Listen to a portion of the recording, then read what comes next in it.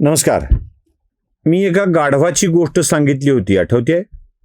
ज्या गोष्टीमध्ये मी असं म्हटलं होतं, की एक गाढव कुंभाराच्या घरी वाट बघत बसलाय. सगळी मेहनत, मार सगळं सहन करत बसलाय. का? तर कुंभार आपल्या लेकीला अभ्यास करण्याविषयी सांगतोय आणि नापास झालीस तर गाढवासोबत लग्न लावून देईल, अशी धमकी देतोय. आणि त्या पोरीकडे बघून गाढवाला वाटतंय, की आपलं कदाचित या पोरीसोबत लग्न लावून दिलं जाईल. आणि मग तिथेच बसलेल्या गाढवाला जेव्हा गाढवाच्या मनातील इच्छा, आता ही गोष्ट पुढे चालू होते. कुंभार कोण, कोण डोक्यात घालतंय, काय सगळे विषय तुमच्या लक्षात येतील. आता ही गोष्ट पुढे चालू होते. झालं असं, की कुंभाराला कळलं गाढवाच्या मनात काय चाललंय ते. आणि कुंभाराने त्या गाढवाला फटाफट फटके मारायला सुरुवात केली. माझ्या लेकीसोबत लग्न करतोस, काय चाललंय? तुझ्या डोक्यात हा विचार येतो काय? फटाफट फटके मारायला सुरुवात केली. गाढव कसलं बेरकी, ते म्हणला माझ्यासाठी नाही हो, मला काय मारताय?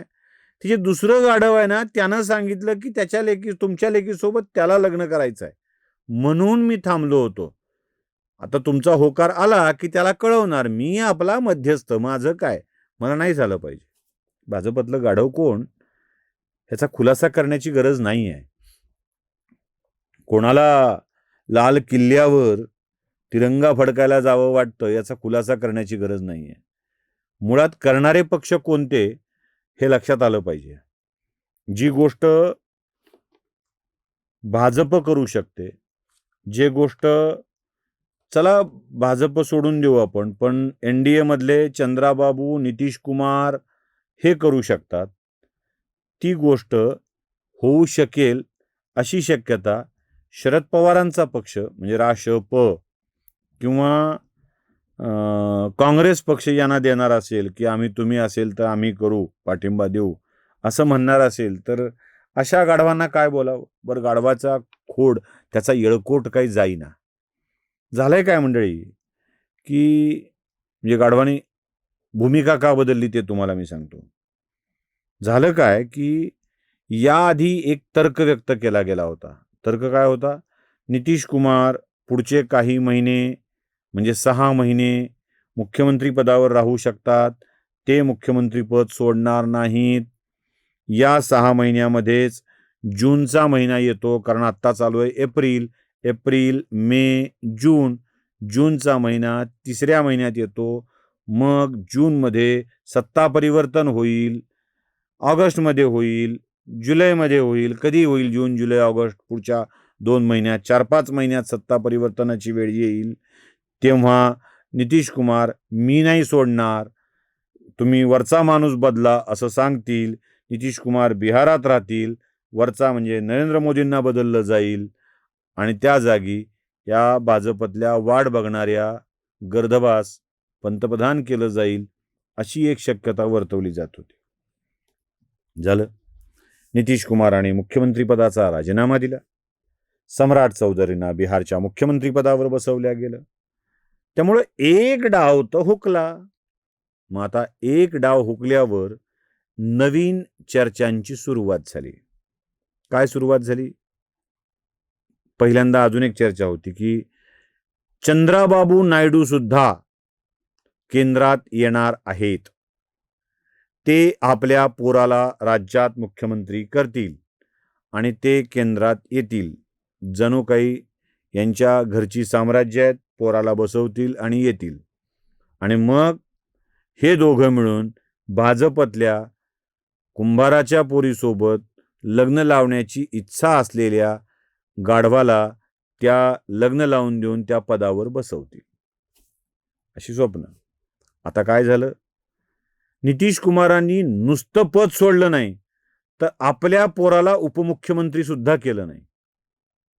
म्हणून म्हणतात, सुसंगती सदा घडो सुजन वाक्य कानी पडो. नितीश कुमारांनी सांगितलं, की माझं पोरगं अजून तयार व्हायचं राहिलेलं आहे. ही घराणेशाही नको, तो आरोपही नको, त्यापेक्षा पक्षातल्या कार्यकर्त्यांना उपमुख्यमंत्री करू. नितीश कुमारांचा हा सल्ला खरं तर भाजपतल्या गर्दबाला पंतप्रधान पदावर बसवू पाहणाऱ्या उद्धव ठाकरेंना द्यायला हवा. म्हणजे कार्याध्यक्ष करायचं तर पोराला, मंत्री करायचं तर पोराला, सगळं पोराला करायचं, हा जो विचार चाललाय त्यांनी घ्यायला हवा. पण ते घेत नाहीत आणि त्या भाजपातल्या गर्दभाला सांगतही नाहीत की असं नसतं म्हणून. नितीश कुमारांनी पोराला पुढे केलं नाही, चंद्राबाबूंचा विषय अजून पुढे येत नाहीये, असं लक्षात आल्यावर भाजपतल्या या मंडळींनी एक डावच बदलून टाकला. काय डाव बदलला? ते म्हणाले की मी माझ्याकरता करतच नाहीये, आता पंतप्रधान पदाच्या रेसमध्ये खरे आलेत ते नितीश कुमार. अहो गर्दभराज, भारताचं पंतप्रधान पद म्हणजे बिहार राज्याचं मुख्यमंत्री पद नाहीये, जागा नसतील तरी द्यायला. मी इथे सरळ सरळ मोदींचा पक्षपाती होऊन बोलतो, हे स्पष्टपणे सांगतोय. का? मोदींना बदललं जाईल अशी शक्यता तरी कशी दिसते आहे? कशी वाटते तुम्हाला? भाजपचं समर्थन करणाऱ्या करोडो करोडो लोकांना जिथे आशेचा किरण दिसला आहे, तिथे यांना न देता काही तडजोडबाजांना त्या पदावर बसवून देशाचं वाटोळं करायचंय की काय? नुकसान करायचंय की काय?